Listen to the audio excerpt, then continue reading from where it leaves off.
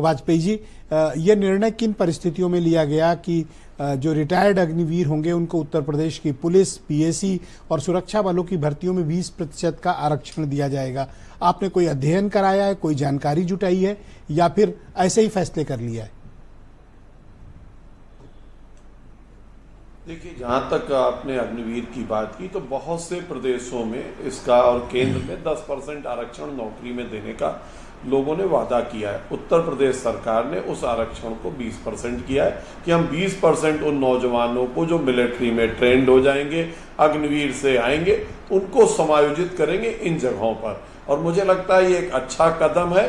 और जहां तक आपने एक संशय उठाया कि तमाम लोगों का अवसर ना खत्म हो जाए, मुझे लगता है गलत है। सेना के तमाम लोगों का आरक्षण पहले भी तमाम जगह रहा है और सेना से आए लोगों को तमाम जगह समायोजित किया जाता है। उनके अनुभव, उनकी कुशलता, उनका जो एक विशेष उसका ट्रेनिंग है, उसकी वजह से तमाम जगह समायोजित किया जाता है। ये कहना कि किसी के आने से किसी का अवसर कम होगा, मुझे लगता है कि समाज में जो लोग हैं सबको अवसर बराबर मिलता है और अपने अनुभव, अपनी वरीयता का अवसर ये 20% में उठाएंगे। इससे किसी का नुकसान नहीं होगा, बल्कि जिस जगह ये जाएंगे वहां उस संस्था का फायदा भी होगा।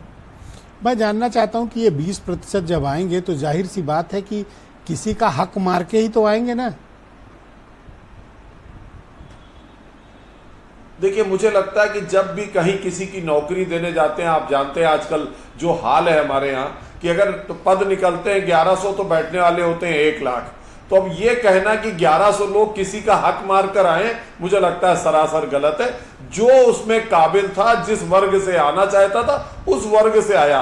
आप तो आरक्षण की पद्धति जान रहे हैं ब्रजेश जी, बड़ी से बड़ी सर्विस आईएएस, आईपीएस, आईएफएस सब में आरक्षण है। तो कोई किसी का हक मार रहा है ऐसा नहीं।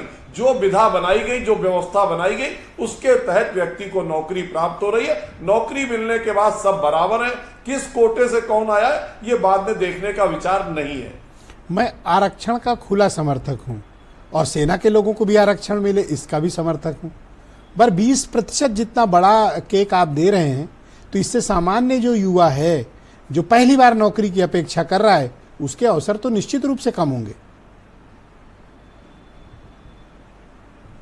देखिए, आप तो ये मान के चलिए कि तमाम ऐसे विद्यार्थी जो डॉक्टर हो गए, इंजीनियर हो गए, नौकरी पाली और फिर पढ़ाई की उन्होंने और आईएएस और आईपीएस हो गए, तो ये कहना कि उन विद्यार्थियों ने पहले वहां हक मारा और फिर आईएएस में होकर आईएएस का हक मारा, मुझे लगता है ये देखना गलत है। जो जिस तरह से सक्षम है, पढ़ लिख कर कुछ एक्स्ट्रा लेकर आया है, उसकी वहां पर उपलब्धता और सुनियोजित हो जाती है। और जो पिछला पद रह जाता है डॉक्टर और इंजीनियर का, वो वहीं छूट जाता है। तब भी ये माना जाता है कि इसी एक जगह का हक लेकर ही आए थे। पर मुझे लगता है सर्वश्रेष्ठ को और जो स्थान है उसके साथ सबको खड़े होना चाहिए। इन 20% लोगों को जो आरक्षण मिला है वो तमाम तरह की ट्रेनिंग लेकर आएंगे। सेना की ट्रेनिंग के बाद इन स्थानों पे आएंगे तो तमाम चीजों का लाभ होगा और अवसर किसी के हाथ से जाता नहीं। जो सक्षम होगा, पढ़ेगा, कंपटीशन में क्वालिफाई करेगा, वही अवसर उठा पाएगा। केवल और केवल ये कहना कि किसी का अवसर छीन लिया गया है क्योंकि कुछ लोग आ गए, मुझे लगता है ये गलत है। तमाम ऐसी सर्विसेज हैं जहां लोग इधर से उधर आ जाते हैं और एक सर्विस आपने यूपीएससी का जिक्र किया, कई बार आईएएस में ही आईपीएस हो जाते हैं, फिर परीक्षा देते हैं, आईएएस हो जाते हैं। आपने अभी जिक्र किया कि यूपीएससी में आईएएस और आईपीएस बन जाते हैं डॉक्टर और इंजीनियर। मैं आपको याद दिलाना चाहता हूं और स्मरण भी कराना चाहता हूं और फैक्ट बताना चाहता हूं कि यूपीएससी में या यूपीपीएससी में कहीं भी डॉक्टर या इंजीनियर के लिए 20% पद या 1% पद आरक्षित नहीं है। यहां तो आरक्षित है sir.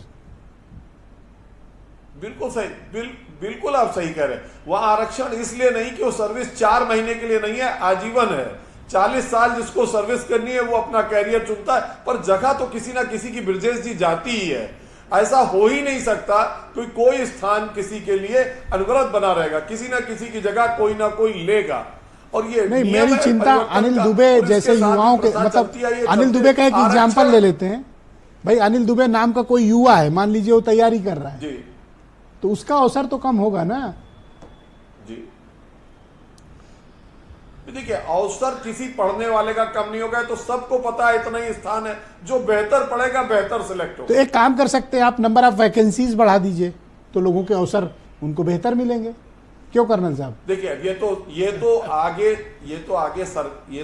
Thank you, sir. Vacancy की जरूरत, जिस आबादी का रेशियो बढ़ रहा है उस आबादी के अनुपात में पुलिस भी बढ़नी चाहिए, और मुझे लगता है आगे भविष्य में ये अवसर और बढ़ेंगे। ठीक बात है कर्नल।